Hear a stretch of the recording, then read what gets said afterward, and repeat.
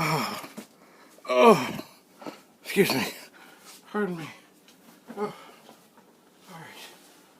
Oh, straight from the car. Oh. I bring you a SuperPET, which has been living in a beautiful house in a basement where indeed woodworking was done. That is why it has the residue of sawdust. Alright, whew. They are heavy. Now I know for one thing, in the midst of this, I did find there's supposed to be two switches on the far side. They had come unplugged. I haven't found them yet, but I will. And that's kind of critical, because without those connected, you can't activate the SuperPET side. But before we do any of that, let me just look here.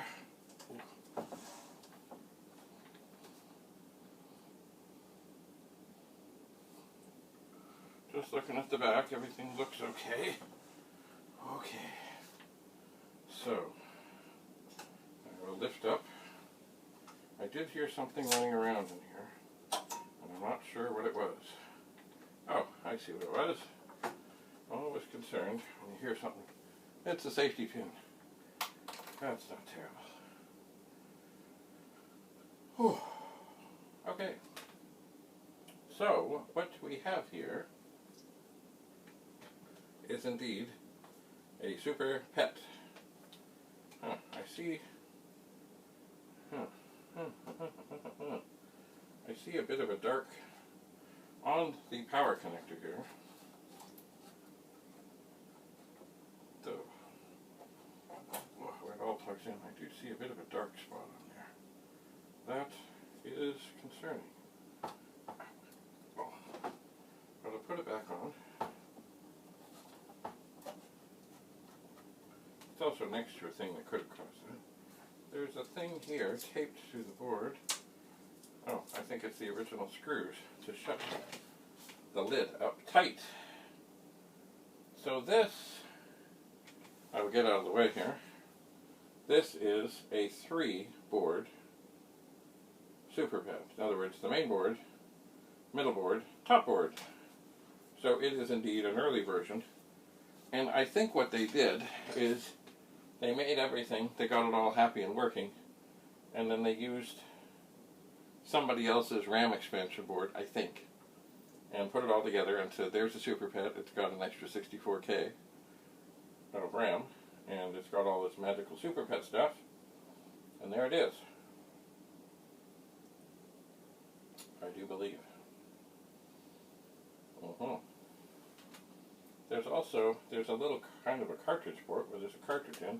I don't have a whole lot of experience with these 2-board things. I don't. Anyway, just looking inside, it is harder to see with all these extra circuit boards.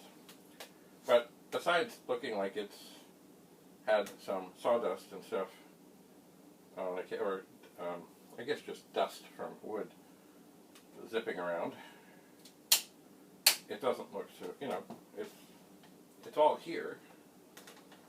It is. And the next question is, does it work? Well, that is a very fine question.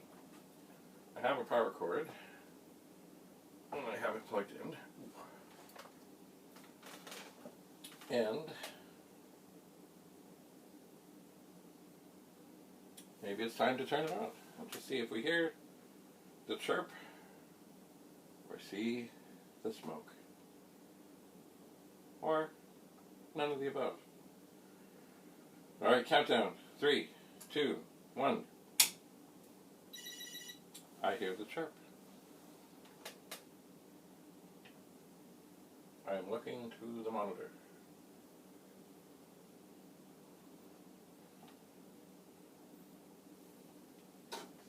so far.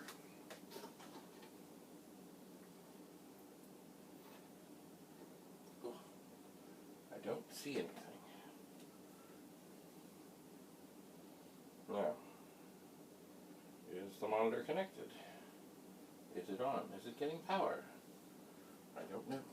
Certainly, the chirp is a good sign. Let me just put down the top and give it another crank here.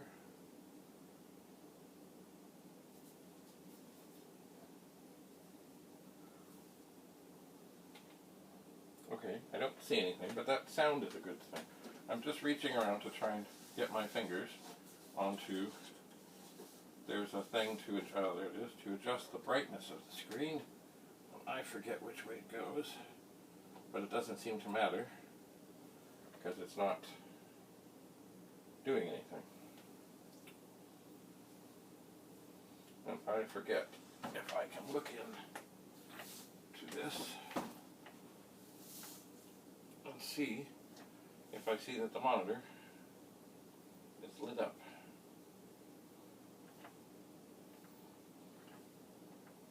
And I don't see anything.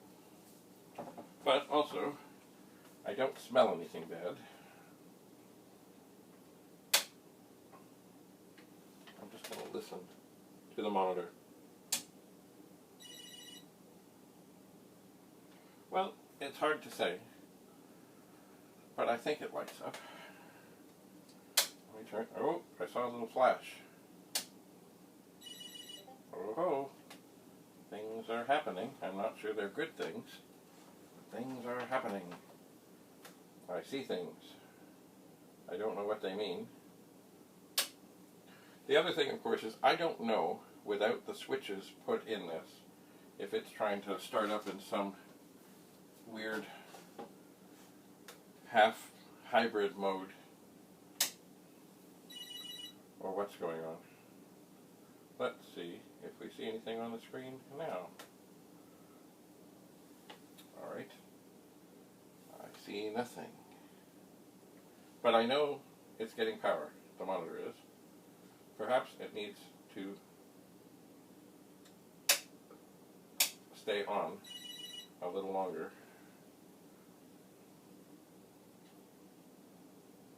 Well, that was interesting, because I saw something appear, but then it quickly went away. But I certainly am not getting the right message. But I suppose what I should do is go back to the car and look for the switches. There are two of them.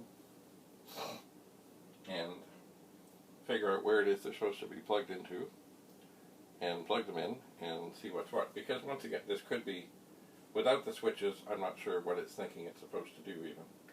I'll try again on the on and off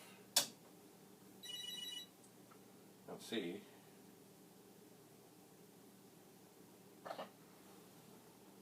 Alright, I'm not seeing anything. Okay. So, we will raise the bar.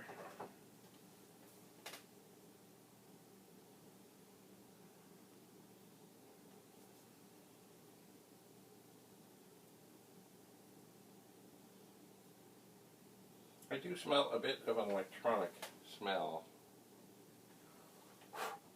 But, you know, there's lots of dust in here. I wish I remembered. And maybe it will just, once I get the switches, maybe it will just come clear as to where it is that they connected. Perhaps.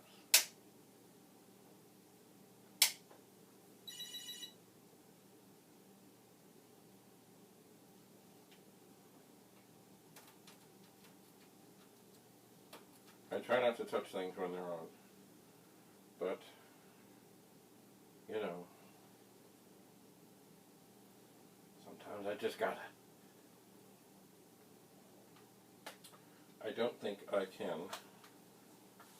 Oh, there's another cartridge.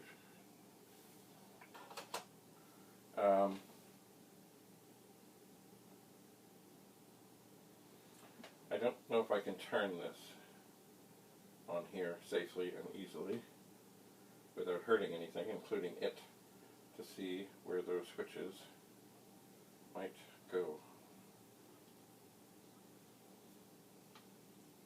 Just checking to feel if there's anything that feels excessively hot.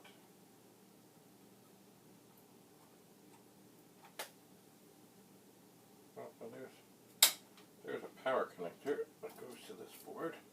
Actually, both these connectors they're not really down very well. So I will adjust them. Will it make any difference? No, I suspect it won't. Because they were on, they just weren't right down.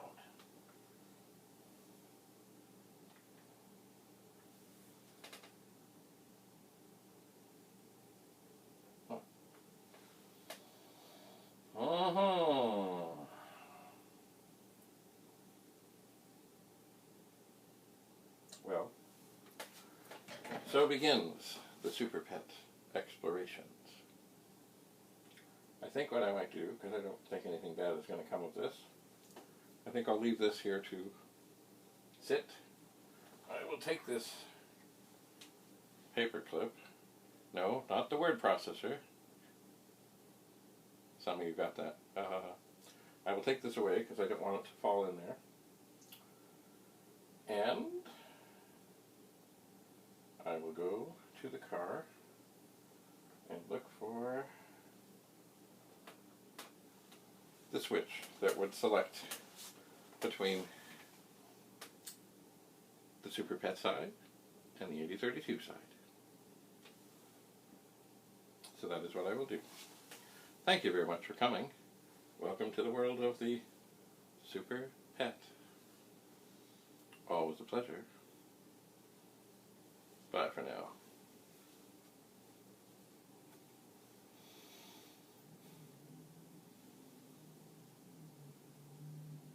Paper clip. Not a good thing to have. You know what, I'm going to tell this. I know we're finished. I'll tell a story. Once I got a SuperPET from somebody who said it didn't work, said it was ruined, said it was bad. And it was dirty, disgusting, and gross.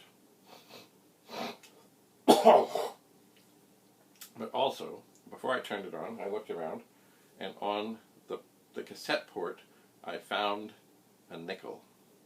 Or was it a quarter? I think it was a nickel. Just sitting there. Right across the cassette port. I thought, that can't be good. Because it was, potentially shorting out some of the pins. And it wasn't like it was stuck there, but it was happy to stay. Like, I'd moved the machine around, it was still sitting there. So it wasn't like glued on, but it wouldn't move. So, I mean, it didn't take much for me to get it to move, but it had been there a long time, and it was quite happy to stay there. And then I turned the machine on, and the regular side came up, and I checked, and the SuperPET side came up, and I tried to reach the fellow to say, I'm not sure if this is the case, but, I think this is closer to working than what you thought it was. But I couldn't reach him, he never called back, and so I just carried on. I did. Anyway, paperclip. Bad. At least there's no mouse nests in here. Anyway, once again, bye for now. Stay tuned.